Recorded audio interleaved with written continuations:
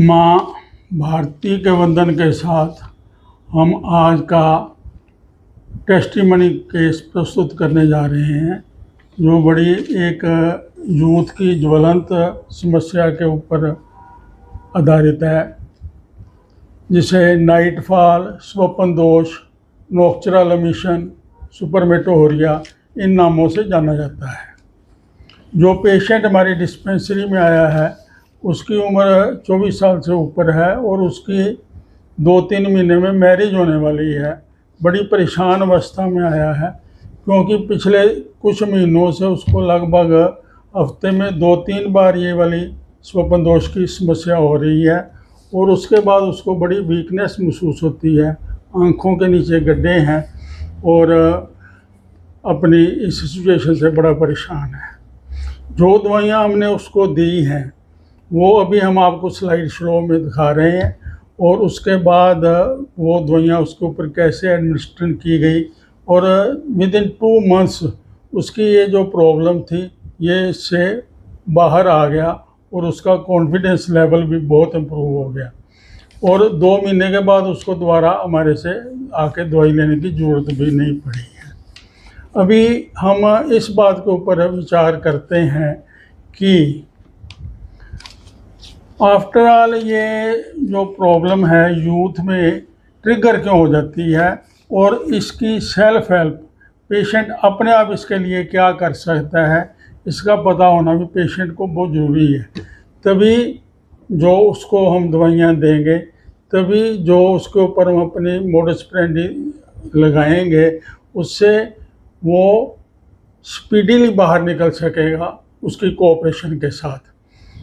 तो इसको समझने के लिए सबसे पहले तो बात जो समझने वाली है वो ये है कि एक टेस्टोस्टेरोन नाम का हार्मोन है जो 15-16 साल की उम्र के बाद बच्चों में, एडोलसेंट में आना शुरू हो जाता है और जब इसका लेवल ज़्यादा बढ़ जाता है शरीर में तो किसी ना किसी तरीके से ये इसका नेचर जो है बाहर जाने का रास्ता बनाती है और उसमें से एक रास्ता ये नाइटफॉल भी है। ओके, और अगर ये हफ्ते में 10 दिन में एक आध बार होता है 15-16 साल की उम्र से लेके मैरिज की एज तक, तो ये इसको कोई बहुत ज़्यादा वरी करने वाली बात नहीं है। वरी करने वाली बात ये है कि अगर नाइटफॉल के बाद इसकी फ्रिक्वेंसी हफ्ते में 2-3 बार से ज़्यादा हो जाती है, नंबर 1। नंबर 2, अगर नाइटफॉल के बाद वीकनेस महसूस होती है और अपने रोज़मर्रा की जो जीवन की शैली है उसको निभाने में दिक्कत आती है, तो then definitely it is a disease and it should be consulted with a proper doctor for the treatment. Okay. Number 2 ये है कि आप अगर स्टिमुलेंट फिल्म वगैरह देखते रहेंगे, वीडियोस देखते रहेंगे, स्टिमुलेंट लिटरेचर को पढ़ेंगे तो भी ये समस्या ट्रिगर होती है। नंबर 3 पर आ जाता है कि आपका लाइफस्टाइल जो है मैटर करता है, आपका सोने का पोस्चर मैटर करता है और आप अगर वर्कआउट नहीं करते और शरीर में जो एनर्जी इस एज में होती है उसको अगर हम बर्न नहीं करते कैलोरीज को, तो भी ये वाली समस्या ट्रिगर हो जाती है। अब इसकी सेल्फ हेल्प में क्या करना है?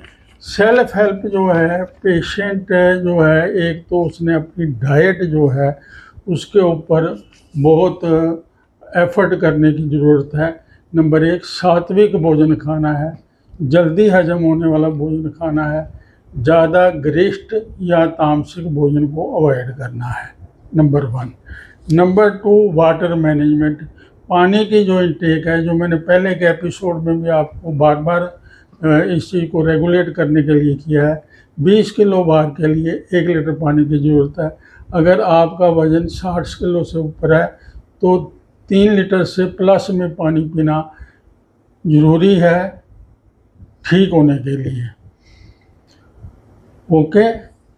नंबर 3 है वर्कआउट करना ज़रूरी है, खास करके रात के खाने के बाद कम से कम 15 मिनट वैसे तो 25 मिनट का विधान है, पर कम से कम 15 मिनट की सैर बहुत ज़रूरी है, तभी इस समस्या को पेशेंट जल्दी इससे बाहर निकल सकेगा।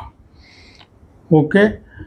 और तीसरा ये है कि जो डाइट जो लेनी है ख़ास करके रात को और सोने के शेड्यूल के बीच में कम से कम 2-3 घंटे का गैप होना ज़रूरी है, और पेट के बल नहीं सोना, और कॉन्स्टिपेशन नहीं होने देनी। पेशेंट ने कॉन्स्टिपेशन को खुद रेगुलेट करना है।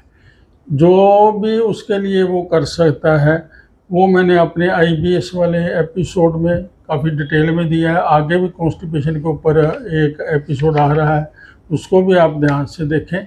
और कॉन्स्टिपेशन के लिए आप बहुत अलर्ट रहने की ज़रूरत है पेशेंट को। इसके बाद हम आपको स्लाइड शो दिखा रहे हैं जो दवाइयाँ इसको दी हैं। ट्रायो है मदर टिंचर की, ट्रायो है डेल्यूशंस की, और एक दवाई इसको दी है थर्सडे को। तो वो सारी जो स्लाइड्स में आपको स्क्रीनशॉट ले लें, और फिर उसके बाद मैं आपको डिटेल में बताता हूँ कि ये दवाइयाँ उसके ऊपर एडमिनिस्ट्रेशन कैसे की। और पेशेंट जो है वो विद इन 2 मंथ्स अपनी इस प्रॉब्लम से बाहर आ गया, और उसका कॉन्फिडेंस लेवल जो है वो खुद ही उसने बयान किया कि मेरे को अब बिल्कुल ठीक है, कोई प्रॉब्लम नहीं, कोई किसी तरीके की नाइट फॉल के साथ संबंधित कोई प्रॉब्लम मेरे को नहीं है। और उसके बाद वो दोबारा दवाई लेने भी नहीं आया। तो आप इसे स्लाइड शो देखें, इसके बाद कंटिन्यू करते हैं।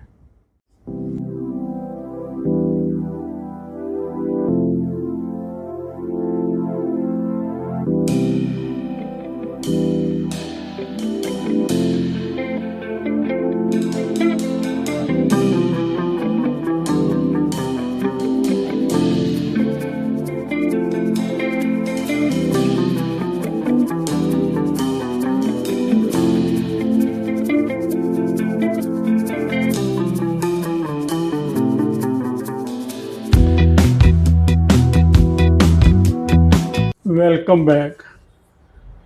आशा है कि आपने स्लाइड शो देख लिया है और स्लाइड्स की स्क्रीनशॉट भी ले ली है। तो आपकी सुविधा के लिए मैं स्क्रीनशॉट जिन्होंने नहीं लिया उनके लिए ये दिखा रहा हूँ। ये स्लाइड है मदर टिंचर ट्रायोज की। Okay. It is SNY salix niger, nuphar lutea और योहिम्बाइनम क्यों 100 ml में लेना है, और इसके 10-10 ड्रॉप सुबह नाश्ते के, दोपहर के खाने के और रात के खाने के आधा घंटा बाद आधा कप पानी में डाल के लेने हैं। क्या क्या है इसमें? सेलिक्स नाइगर मदर टिंचर क्यों 100 ml में लेना है। ओके। ये आपकी सुविधा के लिए मैं इसकी सेलिक्स नाइगर की दिखा रहा हूँ। 100 ml की बोतल इस तरह की आएगी। इसी तरह ही नुफार लुटिया 100 ml क्यों में लेना है। ऐसे ही योहिम्बाइनम क्यों 100 ml, इन तीनों के 10-10 ड्रॉप नाश्ता, दोपहर का खाना, रात का खाना खाने के आधा घंटा बाद आधा कप पानी में डाल के लेने हैं। ओके। ये इस टेस्टिमनी केस को 2 महीने एडमिनिस्टर किया है मदर टिंचर्स। दूसरी ट्रायो है दैट इज रिगार्डिंग डाइल्यूशंस। उसमें क्या लिया है हमने? ASN एसिड फॉस 30, सेलिनियम 30 और नक्सवोमिका 30। ये इसकी स्लाइड है। जिसने पहले स्क्रीनशॉट नहीं लिया अब ले सकते हैं। ओके।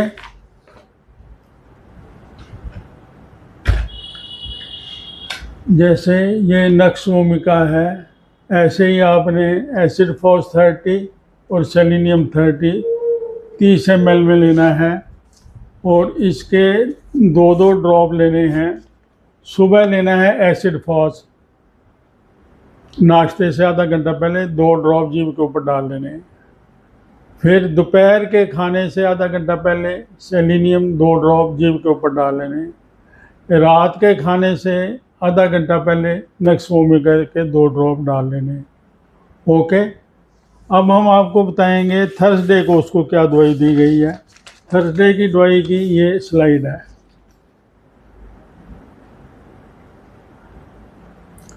कोनियम 1 mg 2 ड्रॉप नाश्ते से आधा घंटा पहले जीभ पर डाल लेने हैं। ओके, ये कोनियम 1 mg है। ये 30 ml की पैकिंग है। आप 10 ml की पैकिंग भी ले लेंगे तो अपना ट्रीटमेंट का पीरियड 10 ml में पूरा हो जाता है। तो इस पेशेंट को हमने ये 2 महीने एडमिनिस्टर किया है और 2 महीने में उसकी जो नाइटफॉल की प्रॉब्लम थी वो क्लियर हो गई है। अब यहाँ एक बात नोट करने वाली है, जो ट्रिगरिंग पॉइंट जो था bad habits and bad company, ये अवॉइड करनी है। और नाइटफॉल का अगर ट्रीटमेंट नहीं टाइमली करते तो ये आगे चल के प्री मैच्योर इजैकुलेशन में कन्वर्ट हो जाता है, जिसका ट्रीटमेंट और भी कॉम्प्लिकेशन में आता है। अगर उसको भी टाइमली नहीं करते तो फिर प्रॉब्लम हो जाती है इरेक्टाइल डिसफंक्शन सिंड्रोम, ईडीएस की। और उसको भी अगर निगलेक्ट करते हैं तो अल्टीमेटली स्पर्म काउंट जो है बहुत कम हो जाते हैं, नील हो जाते हैं ऑलमोस्ट, और इनफर्टिलिटी का काज बनता है। इसलिए nip the evil in the bud, जो शुरू में ही जो प्रॉब्लम है उसको टाइमली अटेंड करो। उसके लिए जो चीज़ आप खुद कर सकते हो वो करो। एक अच्छे डॉक्टर की सलाह लेके दवाई लो और अपने आप को प्रॉब्लम में से क्लियर करो। सब कुछ पा लिया तो तमन्ना किसकी करोगे? सब कुछ पा लिया तो तमन्ना किसकी करोगे? अधूरी ख्वाहिशें ही जीने का मज़ा देती हैं। हमारी तमन्ना क्या है? होम्योपैथी और सिर्फ होम्योपैथी। तो आप सबसे गुजारिश है कि काइंडली चैनल को सब्सक्राइब करें। जो दवाइयाँ आपको बताई गई हैं बोरक के मटीरिया मेडिका में ज़रूर पढ़ें। जो डाइल्यूशन और मदर टिंचर बताए गए हैं बोरक के मटीरिया मेडिका में ज़रूर पढ़ें। और कमेंट बॉक्स में जो दवाई का सिम्टम आपको स्ट्राइक कर रहा है उसके बारे में कमेंट ज़रूर करें। ओके, परहेज आपको पहले बता रखे हैं। कच्चा प्याज, लहसुन, तली हुई चीज़ें और अचार ये नहीं खाने। चाय को रेस्ट्रिक्ट करना है, 2 कप से ज़्यादा नहीं पीने। और चाय खाली पेट नहीं पीनी। 2 बिस्कुट मेरीज के या रस्क वगैरह खा के फिर चाय पीनी है। सुबह खाली पेट चाय बिल्कुल नहीं पीनी।